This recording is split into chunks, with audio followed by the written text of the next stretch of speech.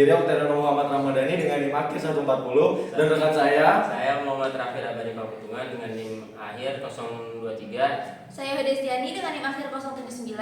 Saya Putri Sadila dengan NIM akhir 141. Jadi pada kesempatan kali ini kami dengan kelompok kami ingin mereview jurnal yang bertajuk Inflation GDP Growth Nexus in South Africa atau hubungan GDP terhadap hubungan inflasi terhadap pertumbuhan GDP di Afrika Selatan. Stay tune terus ya. Nah.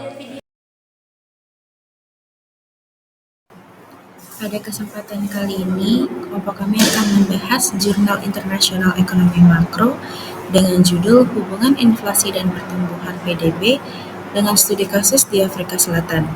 Apakah penurunan target inflasi itu penting?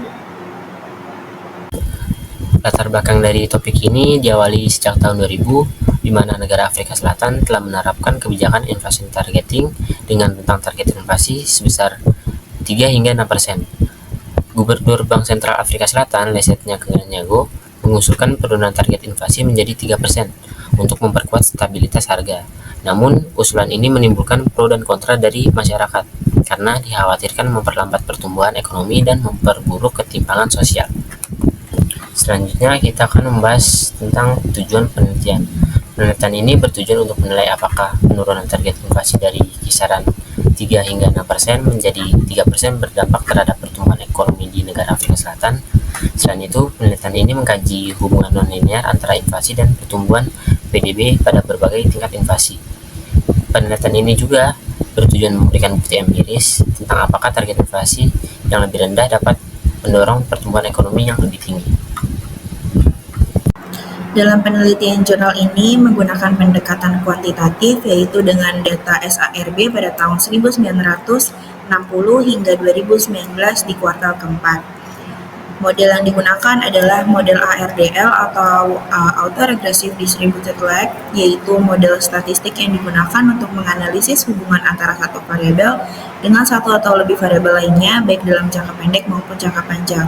Kemudian model yang kedua adalah model IFIR atau Vector Autoregressive, yaitu model statistik yang digunakan untuk melihat hubungan timbal balik atau dua arah antar beberapa variabel ekonomi.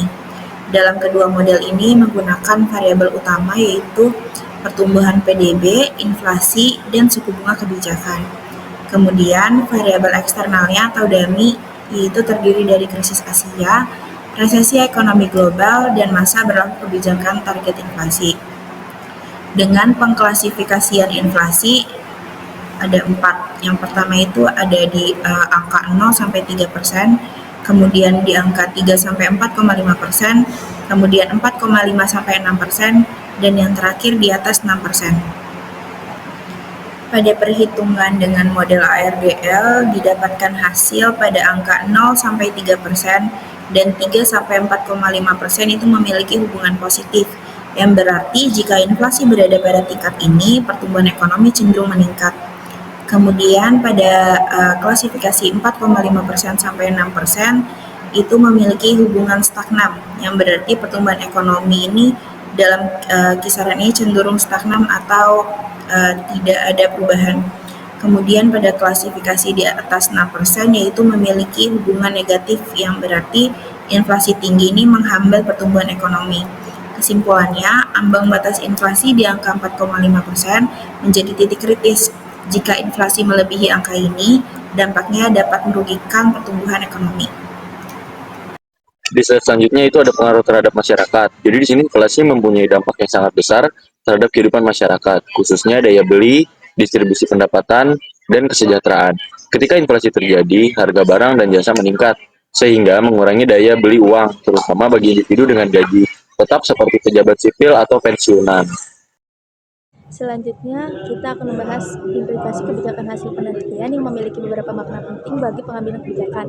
Yang pertama yaitu menetapkan target inflasi yang lebih rendah, sekitar 0-3%, yang berpotensi besar untuk mendorong pertumbuhan ekonomi yang lebih kuat. Terus yang kedua, target inflasi yang rendah membantu menjaga daya beli masyarakat dan memberikan kepastian harga bagi dunia usaha. Dan yang ketiga, negara-negara lain seperti Indonesia dan Thailand juga menetapkan target inflasi yang lebih rendah, dan terbukti itu mendukung stabilitas ekonomi. Terus yang terakhir, pemerintah Afrika Selatan tuh sebaiknya mempertimbangkan penyesuaian target inflasi secara hati-hati berdasarkan bukti empiris yang kuat. Lalu kebijakan pengendalian inflasi. Kebijakan pengendalian inflasi merupakan upaya yang dilakukan oleh pemerintah dan bank sentral untuk menjaga agar inflasi tetap stabil dan terkendali. Kebijakan ini mungkin mencakup kebijakan moneter dan fiskal. Dalam kebijakan moneter, bank sentral dapat menaikkan suku bunga untuk menurunkan permintaan kredit dan memperlambat perkembangan jumlah uang yang beredar. Gitu, teman-teman. Oke, di sini masuk ke kesimpulan yang terakhirnya, yaitu inflasi mempunyai dampak yang luas terhadap perekonomian, termasuk daya beli, distribusi pendapatan, stabilitas harga, dan aktivitas bisnis. Tingkat inflasi yang rendah dapat meningkatkan pertumbuhan ekonomi dengan memberi insentif pada konsumsi dan investasi. Namun, inflasi yang terlalu tinggi atau terlalu rendah dapat merusak keseimbangan perekonomian. Inflasi yang tidak terkendali dapat menurunkan daya beli masyarakat, memperluas kesenjangan sosial, dan menimbulkan ketidakpastian bagi pemilik perusahaan.